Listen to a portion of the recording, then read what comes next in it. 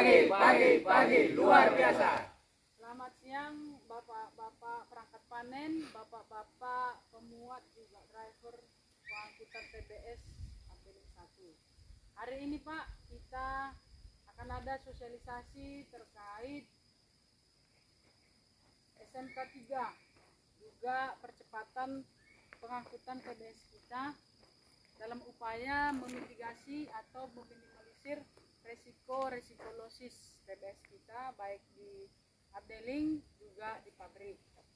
Pertama-tama Pak, kita mau menjelaskan tentang mengapa ketidakpastian produksi itu perlu dipelajari gitu. Nggak hanya di bagian perangkat panen, juga di Bapak pemuat, juga Bapak di driver. Kenapa Pak? Karena ada hal-hal yang harus dipelajari Pak. Kalau kita belajar Pak, kenapa harus kita muat cepat gitu kan, intinya kan itu. Jadi Pak, di perusahaan itu bahkan di kehidupan sehari-hari ada namanya mengurangi risiko kerja, termasuk itu APD kita, termasuk juga jam kerja kita. Hal-hal yang harus kita pelajari itu adalah gimana caranya supaya kegiatan kita ini bagus, tujuan tercapai, tidak ada losis. Losis kita tahu ya Pak ya. Ada yang nggak tahu losis? Losis itu kerugian lah istilahnya, ya kan? Kita mau jelaskan Pak, sebenarnya tujuannya itu apa? Kita harus tahu. Yang pertama itu konsep dasar, standarnya apa, pemetaan titik kritis, strategi pencegahan, kemudian ketiganya. Kita mau cerita dulu sebelum dari Ambeling, kita mau cerita dulu mengapa topik mitigasi resiko ini penting. Nah, contoh ya, rantai kerugian Pak. Pabrik tidak rugi hanya karena satu mesin rusak. Jadi di pabrik satu mesin rusak. Yang rusak ini Pak, bukan hanya itu kerugian pabrik, bukan karena memperbaiki mesin, tapi karena mesin ini rusak, tidak berproduksi pabrik, buah tidak diolah, losis lah, ALB-nya tinggi. Jadi kan istilahnya kalau kita sawit itu makin matang dia makin gak laku itu Pak, karena asam dia. Jadi semua kerugian itu bukan cuma tentang mesinnya yang rusak, pabrik berhenti, tapi juga buah kita itu Pak nggak laku, harganya harusnya tadi bisanya karena asamnya rendah, harusnya sawit kita itu asamnya rendah Pak, harusnya asamnya rendah ya kan. Ini jadi karena pabrik rusak berhari-hari, buah kita itu di loading rem, jadinya asamnya tinggi, harganya rendah, jadi anjlok, jadi kerugiannya kemana-mana. Itulah makanya Pak, kita mau mempelajari apa aja kerugian kalau kita terlambat untuk muat atau terlambat. Nah, misalnya anak muda, yang paling utama dari perangkat panen, pemuat dan juga driver truk itu adalah jam muat Pak ya, jam muat. Seperti kita lihat jam kumpul kita Pak, yang pertama harus kita evaluasi dulu. Kalau kita terlambat Pak, itu dampaknya kemana-mana. Orang bapaknya lama pulang, bisa saja antrinya lama di pabrik karena jamnya jam lagi sibuk gitu kan, antri. Bisa juga kemudian buah kita itu Pak yang harusnya langsung diolah ya kan, di loading rem itu bisa berhari-hari karena terlalu menumpuk. Pabrik itu kan maunya dia jam-jam pagi itu kosong dia Pak, biasanya jam 8, jam 9 itu kosong loading rem. Harusnya kita kalau bisa sampai di situ, jadi buah kita cepat diolah, nggak naik ALB-nya. Jadi yang pertama Pak, kita mau disiplin dulu ya tentang jam kumpul kita Pak.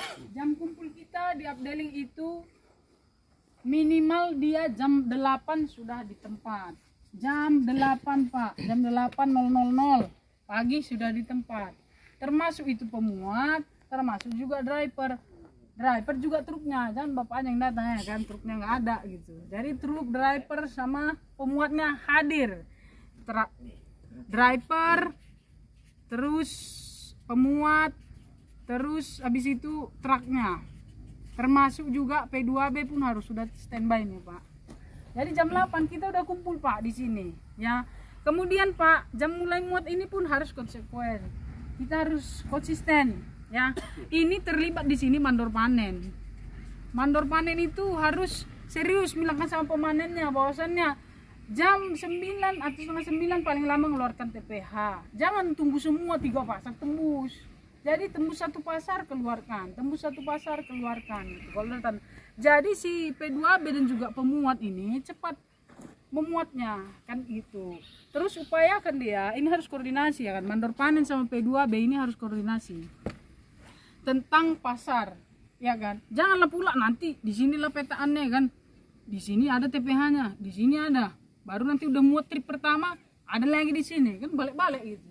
Jadi maunya ini koordinasi nih, mandor panen sama P2B ini koordinasi semua ke sini gitu loh. Ini semua ke sini dulu. Jadi pemanen itu masuknya dari sini dulu ya kan. Jangan ada dari sini, ada dari sini, ada dari sini semua keluarkan ke depan. Jadi si trip pertama habis sekali tarik selesai gitu. Enggak bolak-balik dia terus di situ. Kalau bolak-balik, Pak, kita nggak efisien waktu, jalan juga rusak. Yang tadinya cuma dilewati 2 kali misalnya kan dalam seminggu jadi 10 kali dari jalan itu. Gara-gara gitu bolak-balik. Kemudian kita jam muat.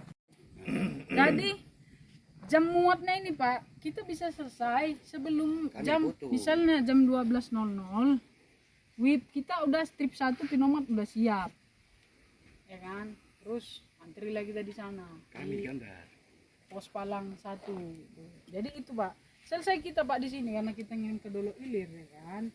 Kalau kita ngirim ke Dolo Ilir biasanya 2 jamnya perjalanan. Sampai ya kurang lebih 2 jam di sana Pak. Kita jam 3 udah sampai gitu.